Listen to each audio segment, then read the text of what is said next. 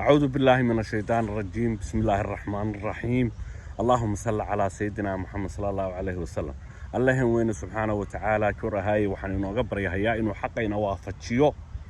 إنه عليسك يدباتوين كم لما تذا جميس المدو إثيوبيا كإيمانيس وتوهيو ومدى سومالي جلبيت سومالي الأوغادية ما أنتظن عليس يدباتوين كوهيا وهو الرئيسو وحلي لهدو إنه جبهة ودنيا حرينته أوغادية عليس ساري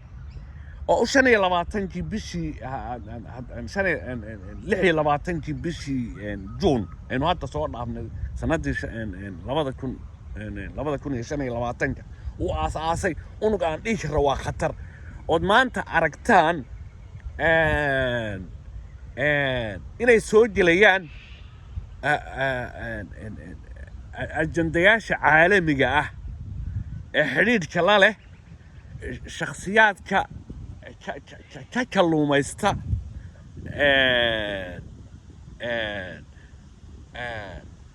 دقاقيدا جوينيما doonada waad aragtaan ee ugu dambeysay hadda uu fahad maanta aan dhihi karo waxaan dhihi karaa waa ganacsatada political issue ka ganacsada marka hal arrin ayaa waxa loo baahan yahay sarta meesha ka soo quruntay ee halka jabada wadaniga xoreynta ogaadeen uu jahawareer uu hadda uu sii galay sanadkiisii 8aadba uu ku sii socdo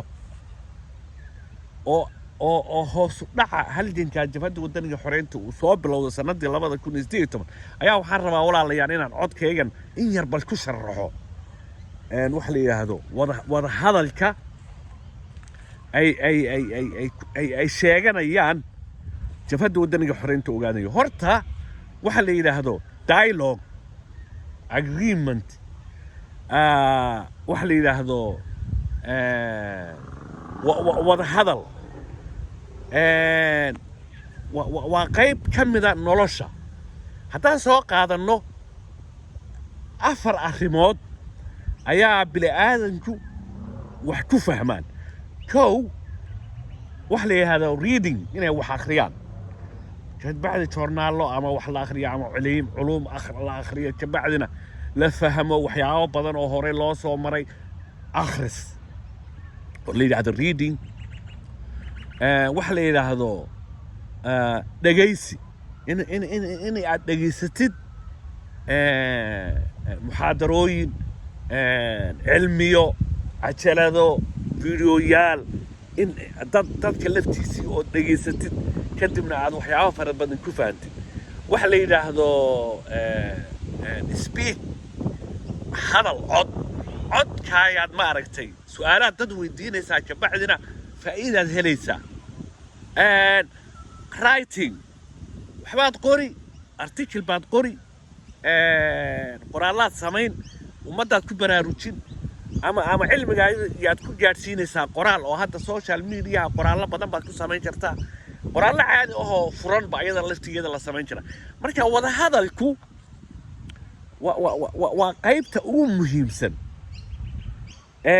qof bil aadana uu aragtidiisa ku sharaxi karo oo hadda inta badan waxa jira waxaan anu isticmaalaa wax la yiraahdo YouTube iyo Facebook labadaas aan ka isticmaala social media marka inta badan markaan qoraal la soo dhigo ummadda Soomaaliyeed inta badan akhriska ma daneeyaan waxay ka jecel yihiin in cod loo soo jeediyo marka dhalinyarada inteedii badnaydna wax la yiraahdo TikTok ma xamilahayaan inay cod 4 daqiiqo ka badan inay dhageystaan marka waxaan dhihi karaa marka wada hadalka oo ahaa inta badan wada hadalka jabhada wadaniga xoreynta ogaadeen dhex maray muxuu yahay horta asal ahaan waxaan idin sheegayaa haddaad wada hadal maqashaan waa halista ugu badan waa meesha sirta ah kaba soo qaad marka gumaysi madow Itoobiya dawladda oo ay shacab weynaha odayaasha culimaa diinka hooyooyinka dhalinyaradu dhulka ay ku noolyihiin tusaale waxaan soo qaadanay ummadda Soomaalida ogaadeen Soomaali galbeed shacabkeeda oo aan ka soo bilaabay waalidka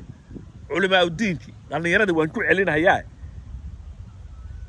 وهي ربان حرية هي النبض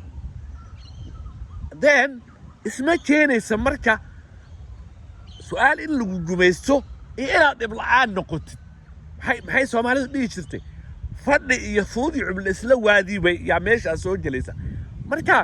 culayska gumaysiga ka imanaya waa mid iska cad ee jadan cad insha Allah cadaan doono mustaqbalka soo cadaa inay halganka jabadda wadaniga xoreynta ogaadeen la taageersanaa sida awgeed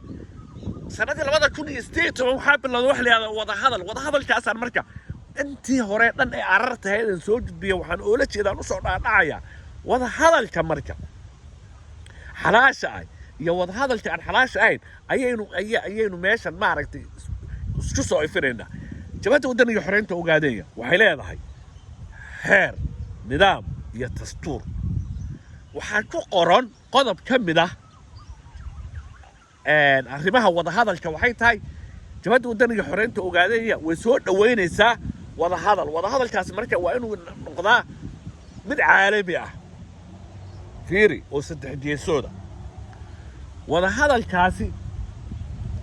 jabadda wadaniga xoreynta ogaadeen kama tanaasuleyso aragtideedii ahaa inay ku xorowdo gumaysiga madowga Itoobiya waxay ku xoroobi kartaa marka maadaama gumaysiga madowga Itoobiya haysto waxaa jiray haddaan ka soo qaadno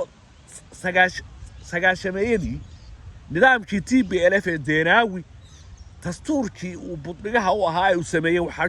ku qoraa qodob la yiraahdo 39aad oo dhahaya afti in laga qaado qoomkii raba inay go'aan مخراتي ما دون تاهد مركا إني جبهة ودنيا حرينته وقاعدين النظام سميسته وحا أضياشي يا برلمانكي يكون أواقين سؤال ودي زيراوي كدمنا هين أضياشي وحا مدح بناني أفتيها أن الله يقاضوا أريد أنه عاسا مركا هشيز كمركا وضع هذا الكو وحا نشرح يقضب كواسا وإني وكو قرية هاي وحلي يداهدو إني نكتنا سولين مباديني أها إني أمدا عفتي الله يقاضي مثلا سؤال عفتنا وحكينيسا حتى كلا جبهة ودنيا حرينته وقاعدين أيها لما الألترناتيف أهد إني هلجن كتلتو إني حريصو وحنا هيا إني جرين وإنه مركا قدم كاسية مركا كو وضع هذا الكمركا يا وضع هذا هي وضع هذا هي جميسي إثيوبيا هي جبهة ودنيا حرينته وقاعدين وضع هذا الكمركا وإنه كنعا مالك بحسن كلها جميسي إثيوبيا حتى أنتو سألا سوا قادمنو نيروبي مو كنعي إمارات كنعي بالليها وضع هذا الكي هوري وحواها مركا وضع هذا الكاسي من الشرقال مركا وضع هذا الكو عن صعمها يا مركا ما دام جميسي مدوى إثيوبيا وأي كمتها يونايتد نيشنز بقولي سقاشن يصدح هذا وطني يا قرمانة مدوى جبهة ودنيا حرينته وقاعدين أي هلجن كيدي لا عقون صدي oo Gumaysi madowga Itoobiya culay saartay oo sanadkii duleelisay waxay ahayd marka wada hadalku inay ka soo qayb galaan wax la yiraahdo joogjoogayaan caalami ah waa inay yimaadaan hay'adaha samafalka waa inay timaadaa Amnesty International waa inay timaadaa ICRC waa inay yimaadaan Human Rights Watch waa inay yimaadaan saxaafadaha caalamiga ah ee ka soo howlgalay gudaha ogaadeen tusaale ahaan Al Jazeera أما جورنالياشي عالمي هاي مرايكن كسودري أما ورياشي عالمي هاي سويد سودريين أو كلا وين كسو قيب جلان United Nations كا Save the Children يأتيه الجلس الجدا بركة وين جوريال عالمي يمادان شركي مركز أيا وضع هذا النقطة أيا من حلال أنت النوع عاصم مركز مرنا علي مسمدين runhaantii waan idin cadeynayaa wada hadal caalami ah oo dhexmaray jabhada wadaniga xoreynta ogaadeen iyo Gumaysiga madowga Itoobiya ma jirin waxay ahayd marka culays ku dhacay hogaankii jabhada kadibna istusiyeen aragti saas ay ku galeen maxaa soo dhacaya marka aqoonsiga kale waxa dhameystiraya marka beesha caalamku markii ay wada hadal xalaala arkaan Itoobiya oo lafna أي لاتي ما تشروديه هذه حلال لماذا جميسي إثيوبيا اللي ما تشروديه عن حلاشها باش عالم كنا يكسر قيب جشو جوب أما برلة laisku tilmaamayba hadday doonto Singapore ha noqotee meel la magacaabo meesha la iskugu tago oo ka baxsan shuruudihiisa loo buuxiyo iyada laftigeeda ayaa waxaa iman baaritaan rasmi ah xubnaha jabadda wadaniga xoreynta ogaadeen iyo xalaash iyo waajuuma arrintan baa muhiima marka oo fiirsada markii gudaha ogaadeenya gumaysi madooba culays saaray xubnihii jabadda wadaniga xoreynta ogaadeen gudihii ogaadeen ka soo baxeen meel kastoo ay tagaan waxay noqonayaan political refugee oo la aqoonsan yahay xubnaha la diiwaan geliyay beesha caalamka UNHCR ay diiwaan gelisay xad kaste oo ama meel kasta oo xubinka waddan kasta soo galo xad kasta oo waddanka uu ka soo gudbayo waxaa ka howlgala ICRC Amnesty International immigrationka ummadaas ay leedahay booliska marka waa inuu naftuhurahaasi uu sheegaa inuu ahaa xubin gumannimo doona oo golo dhaxa ama ciidanka wadaniga xoreynta ogaadeen ahaa markii la diiwaan geliyo xubinkaas ayaa political shirka caalami ee la sheegayo uu xalaal ku noqon karaa laakiin nin ama hay'ad u shaqaynayay ama waddan kale u shaqaynayay ama aan tubti saxda ku halgamaynin wada hadalkaas xalaalnimadiisa ayaa buraysa marka waxaan rabaa marka sartu meesha ka qorantaa waxay ahayd xilligii uu nidaamkii TPLF baaluhu ka qoyay ee sii dhacayay iyo jabhadda wadaniga xoreynta ogaadeen culays la saaray oo aragtidu ka gaabatay ayaa intay qulquleen bay sanadii 2018 gumaysi madow Itoobiya galeen eegadana waxyaabaha dhacaya arkaysaan mid maxaa ugu dambeeyay la leeyahay ee shaqada laga dhigtay ee ganacsatada caalamiga ee political issue-yada ka ganacsanayana aad aragtid maanta inay ummadda ku mashquulinayaan marka sartu waxay ka quruntay wada hadalkii hoolaalka ahaa ee lagu magacaabay sanad la sheegay sanadii 2018 maxaa marka laga maarmaana marka codkan waxaan rabaa inaad si fiican u faafisaan oo loo ogaado wada hadalka xalaasha iyo wada hadalka aan xalaasha ahayn waxaan dhihi lahaa marka halganka jabadda wadaniga xoreynta ogaadeen intuusan kala go'in waa in tubtiisa saxda lagu soo celiyo oo damaaciga xun ee gumaysi madow hadda arrimaha dhacaya waxay tahay